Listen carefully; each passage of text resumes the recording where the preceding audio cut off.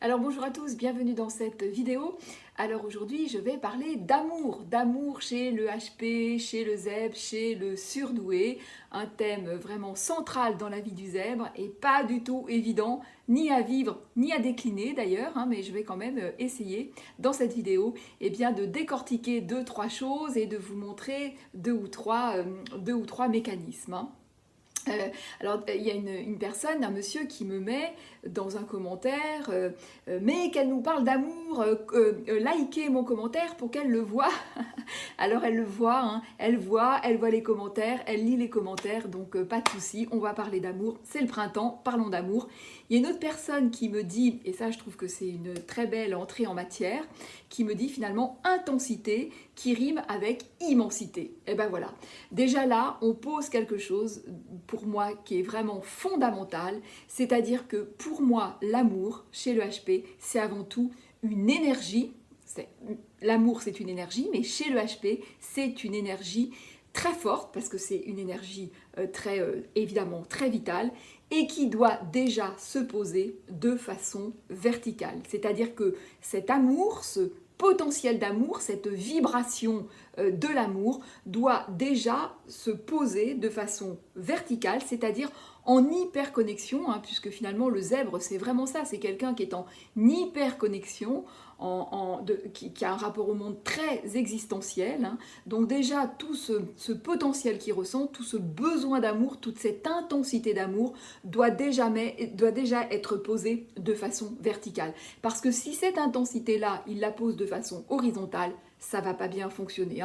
Je le dis très souvent dans mes vidéos, pour moi le HP c'est vraiment quelqu'un qui est en 3 dimensions, alors que la société fonctionne sur un mode binaire. Donc ces histoires de plans sont très importantes parce que si on n'en tient pas compte, on fait quelque chose qui ne fonctionne pas bien. Donc cette verticalité, ça va me permettre déjà d'avoir une stabilité, ça va me permettre d'apaiser quelque chose, ça va me permettre d'être nourri fortement à quelque chose qui est essentiel pour moi. Comment finalement l'infiniment petit, comment tout ce vivant qui est en moi, comment je vais le connecter au grand tout, comment là je vais avoir quelque chose de vertical, un alignement, ça va être quoi ma mission de vie, ça va être quoi ma contribution, je vais pouvoir comme ça aligner les choses et avancer de façon juste. Et ça déjà, c'est un excellent repère, ça pose vraiment quelque chose. Et évidemment, dans un second temps, on peut aller sur un plan horizontal, il n'y a aucun souci, il ne s'agit pas de rester comme ça, mais déjà là, ça pose quelque chose. Donc voilà. Après, qu'est-ce qui va se passer dans la relation à l'autre? Alors le truc, c'est quoi les caractéristiques du HP? En amour, finalement, c'est l'exigence, l'exigence de l'autre, mais aussi de soi, une très grande sensibilité, un doute, une appréhension pas très nette de ses contours, des contours un petit peu flous, de qui l'on est, de ses qualités. Et puis un besoin très fort d'être en connexion très intense avec l'autre, d'être en fusion forte avec l'autre. En même temps, un besoin de solitude profond. Et puis une angoisse majeure qui est l'angoisse de l'abandon et du rejet. Donc vous voyez que déjà là, dans ces caractéristiques-là, dans la relation, du coup, ça va pas être évident du tout. Alors, avantage, inconvénient, si vous êtes en relation avec une personne classique ou avec un autre HP. Il y a le pour, le contre dans les deux situations.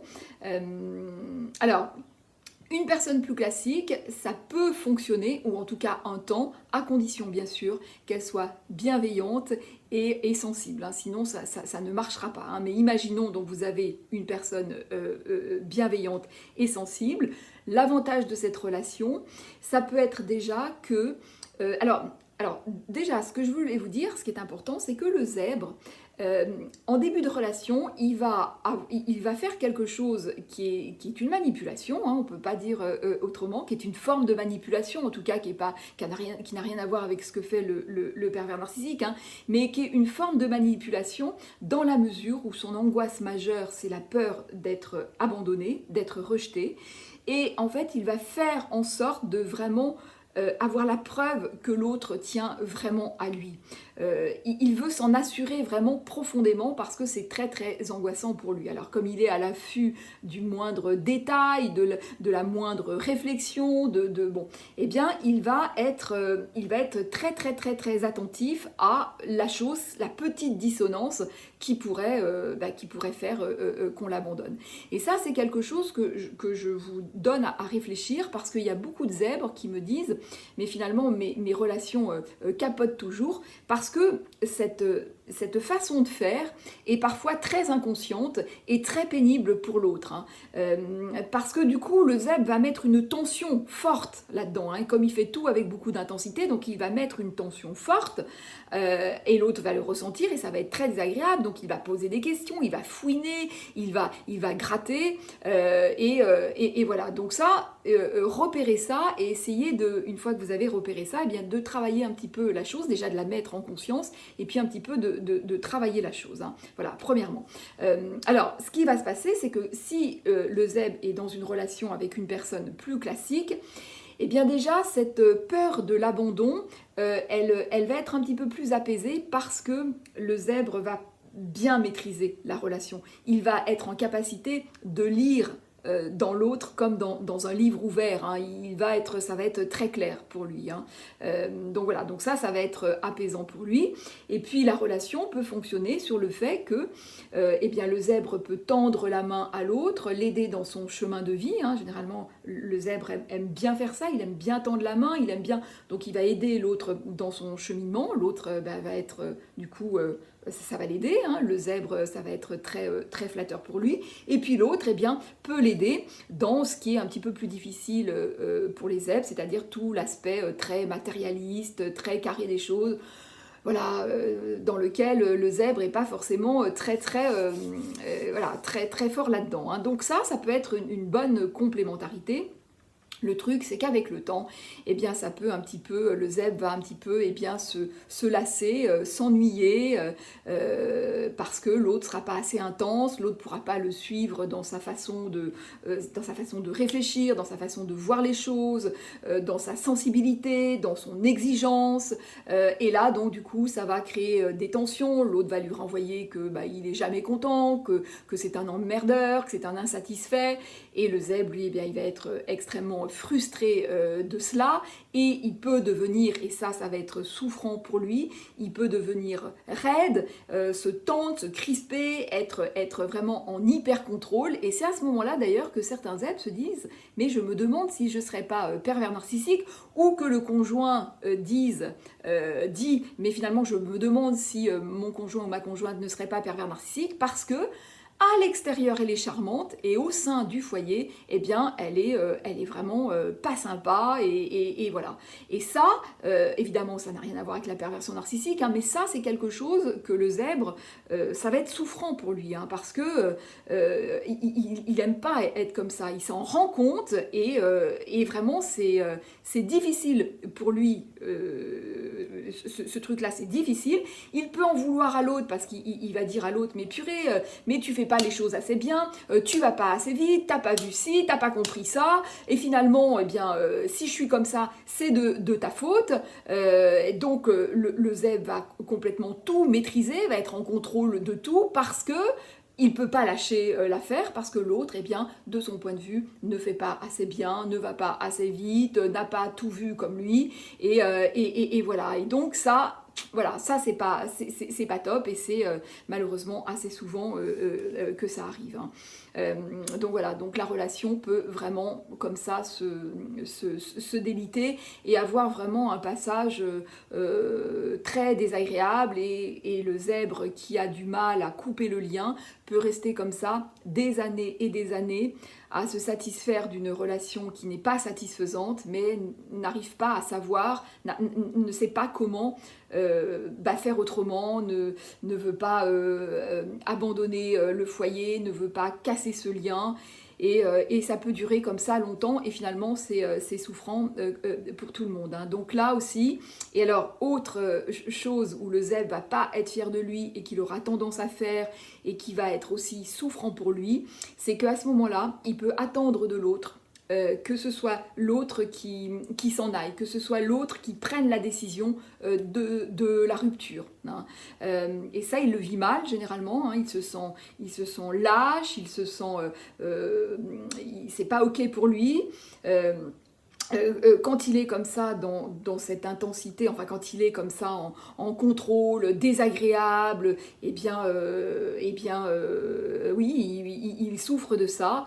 Et voilà, donc ça, autre point de vigilance, hein, c'est vraiment à prendre conscience de qu'est-ce qui se passe dans la chose et comment finalement on peut peut-être transformer ce lien, hein, parce que ce qui pose vraiment problème aux zèbres, c'est il ne veut pas casser ce lien, hein, donc là, comment on peut le transformer ce lien? On peut le transformer, on n'est pas obligé de tout casser, et là, c'est à ça qu'il peut éventuellement réfléchir, et puis échanger avec l'autre, et voir comment on peut donner quelque chose de transformer la relation de façon plus acceptable. Hein.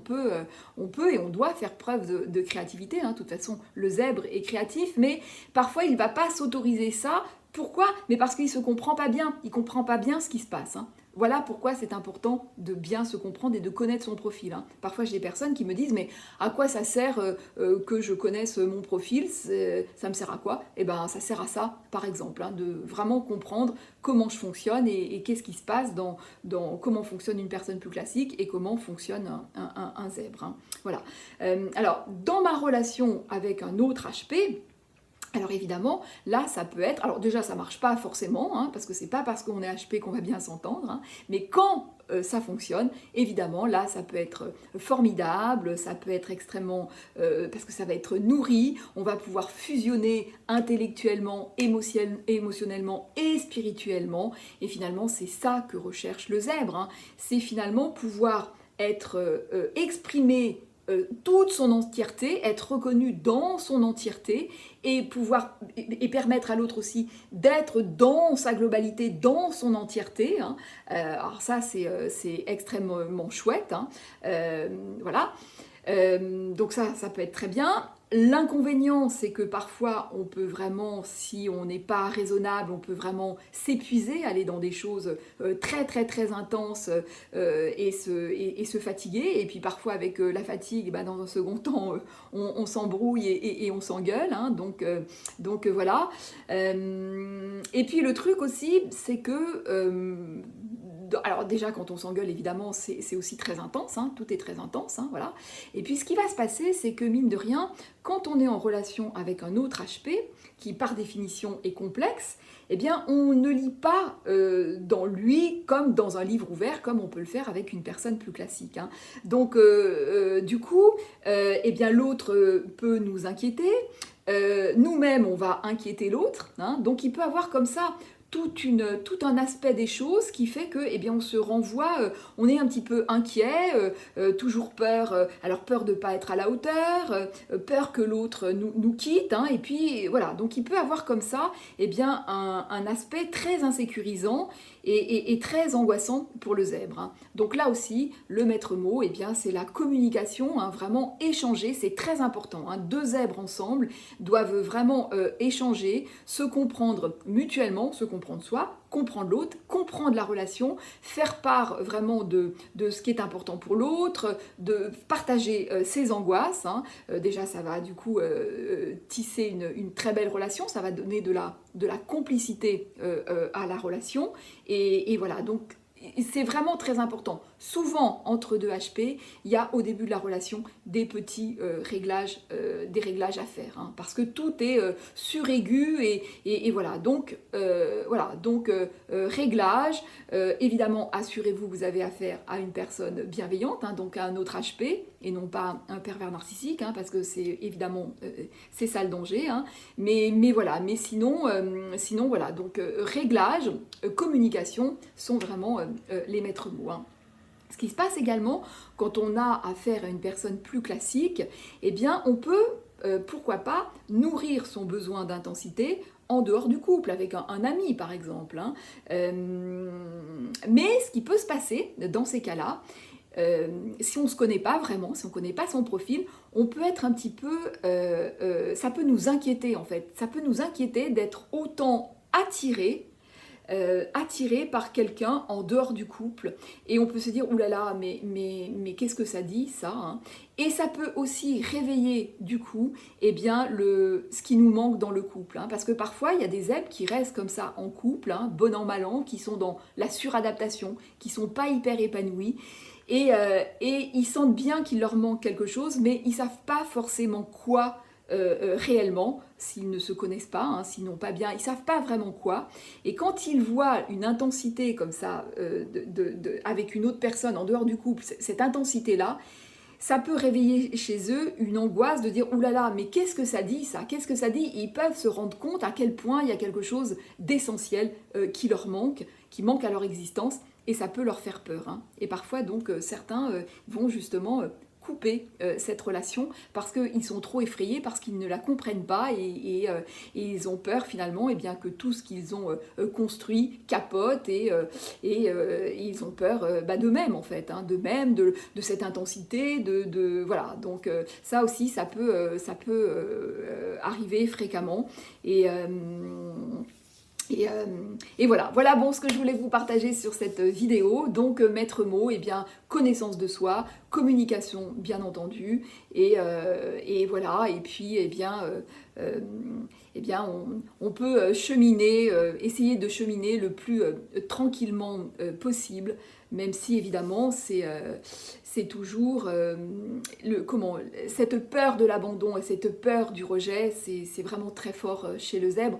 Donc c'est pour ça que cette connexion, hein, à quelque chose de plus fort et de plus existentiel et de plus essentiel est très très important. Ça vraiment, ça assure, ça apaise, ça donne une stabilité. Hein.